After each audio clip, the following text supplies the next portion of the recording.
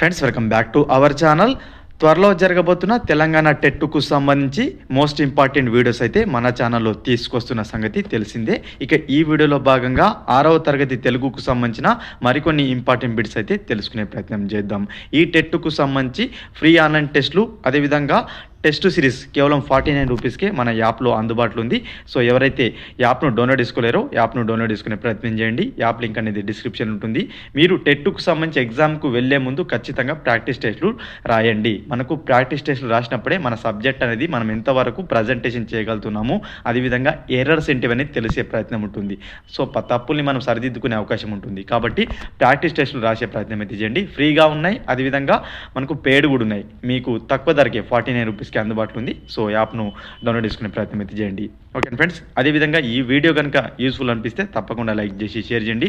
మరిన్ని టెట్కు సంబంధించిన videos miss కాకుండా చూడాలనుకుంటే మన ఛానల్ని సబ్స్క్రైబ్ చేసుకొని పక్కన ఉన్న బెల్ బటన్ క్లిక్ చేయండి ఫ్రెండ్స్. ముందుగా ఫస్ట్ మనం చూసినట్లయితే, ఒక హల్లుకు ఒకటి కంటే ఎక్కువ హల్లుల ఒత్తులు చేరితే దానిని ఏమంటారు? ఒక హల్లు ఉంది, ఆ హల్లుకు ఒకటి కంటే ఎక్కువ హల్లులకు చెందిన ఒత్తులు చేరితే దానిని ఏ అక్షరం అంటారు అంటున్నారు. ఆప్షన్ 1 ద్విత్వాక్షరం. ఆన్సర్ ఇస్తే కామెంట్ చేయండి. ఓకేనా. సెకండ్ 1 సంయుక్తాక్షరం. ఆప్షన్ 3 సంశ్లేషాక్షరం. ఆప్షన్ 4 అక్షరం.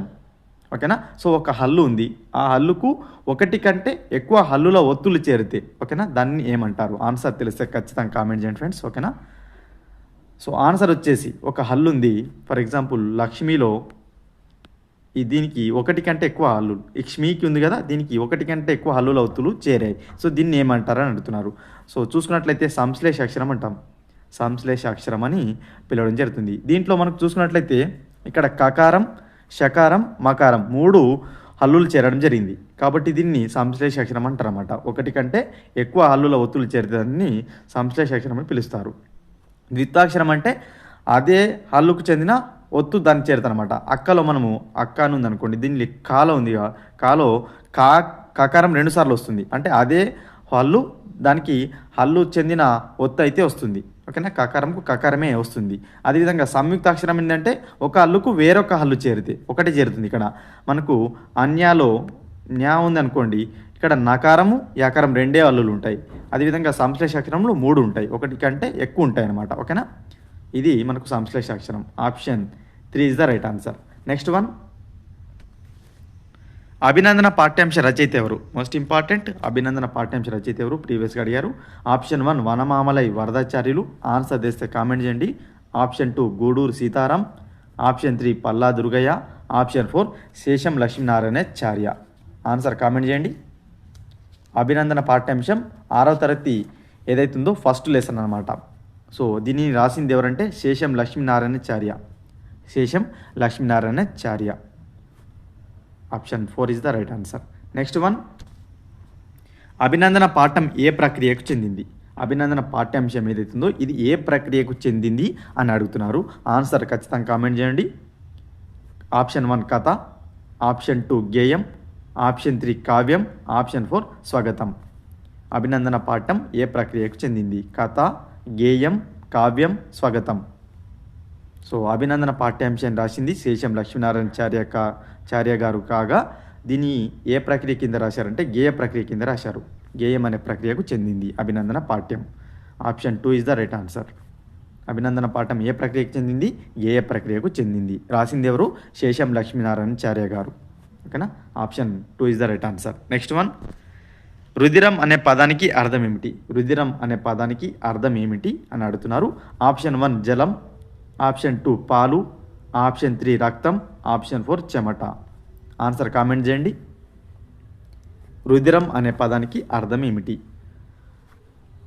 Option 3 is the right answer. రక్తం. రుధిరం అనే పదానికి అర్థం రక్తం అన్నమాట. రక్తం అనే అర్థాన్ని కలిగి ఉంది రుధిరం అనే పదం. Option 3 is the right answer. Next 1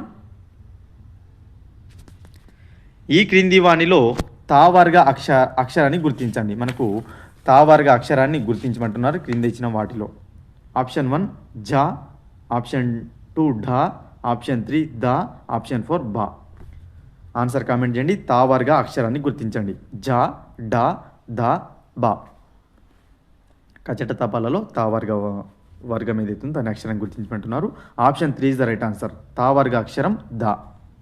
తా వర్గంలో ఏమొస్తాయి? తత్త దద్ద నా. కాబట్టి తా వర్గ అక్షరం ద. ఓకేనా, important. Option 3 is the right answer. Next one, ఇవన్నీ మనకు 6th class lesson, first lesson అభినందన పాఠ్యాంశంలోని గ్రామర్ పార్టు, అదేవిధంగా ఇంపార్టెంట్ బిట్స్. నెక్స్ట్ వన్, అభినందన పాఠ్యాంశం యొక్క ఇతివృత్తం ఏమిటి? సో అభినందన పాఠ్యాంశం ఏదైతుందో దీని యొక్క ఇతివృత్తం ఏంటని అడుగుతున్నారు. ఆప్షన్ 1 శ్రమ గౌరవం, ఆప్షన్ 2 నైతిక విలువలు, ఆప్షన్ 3 సహకారం, ఆప్షన్ 4 సాహసం. ఆన్సర్ చేస్తే కామెంట్ చేయండి. ఓకేనా, అభినందన పాఠ్యాంశం ఏదైతుందో అభినందన పాఠ్యాంశం యొక్క ఇతివృత్తం ఏమిటి అని అడుగుతున్నారు. ఆన్సర్ కామెంట్ చేయండి. So option 1 is the right answer. మనకు అభినందన పాఠ్యాంశం ఏదైతుందో ఈ అభినందన పాఠ్యాంశం అనేది శ్రమ గౌరవం సంబంధించింది అనమాట. ఇతివృత్తంతో కొనసాగుతుంది. శ్రమ గౌరవం లేదన్నట్లయితే దేశభక్తి, రెండు ఇచ్చారు. దేశభక్తి లేదన్నట్లయితే శ్రమ గౌరవం, రెండు ఆప్షన్లు ఏది ఇస్తే అది మనకు పెట్టేయండి. ఓన్లీ శ్రమ గౌరవం ఉంటే శ్రమ గౌరవం పెట్టండి. అందులో దేశభక్తి ఇచ్చినట్లయితే దేశభక్తి కూడా రైట్ ఆన్సర్ అవుతుంది. అభినందన పాఠ్యాంశం ఈ ఇతివృత్తానికి సంబంధించి శ్రమ గౌరవం లేదన్నట్లయితే దేశభక్తికి సంబంధించిన ఇతివృత్తంతో కొనసాగుతుంది. First lesson. ఓకేనా, option 1 is the right answer. Next one, భాషా ధ్వనులకు చెందిన అక్షరపు గుర్తుల పట్టికను ఏమంటారు? భాషా ధ్వనులకు చెందిన అక్షరపు గుర్తుల పట్టికను ఏమంటారు అని అడుగుతున్నారు. ఆప్షన్ 1 వర్ణాలు, ఆప్షన్ 2 అచ్చులు, ఆప్షన్ 3 హల్లులు, ఆప్షన్ 4 వర్ణమాల. సో భాషా ధ్వనులకు చెందిన అక్షరపు గుర్తుల పట్టికను ఏమంటారు అని అడుగుతున్నారు. ఆన్సర్ కామెంట్ చేయండి. వర్ణమాల అంటారు. ఓకేనా, వర్ణమాల అని పిలవడం జరుగుతుంది. భాషా ధ్వనులకు చెందిన అక్షరపు గుర్తుల పట్టికను వర్ణమాల లేదన్నట్లయితే అక్షరమాల అని కూడా పిలుస్తారు. ఓకేనా, అక్షరమాల లేదన్నట్లయితే వర్ణమాల అంటారు. Option 4 is the right answer. Next one, శేషం లక్ష్మీనారాయణ చార్య గారి విమర్శనాత్మక రచనలు ఏ పత్రికలో ప్రచురించారు? సో శేషం లక్ష్మీనారాయణ చార్య గారు ఉన్నారు కదా, అభినందన పాఠం రాసిన వారు.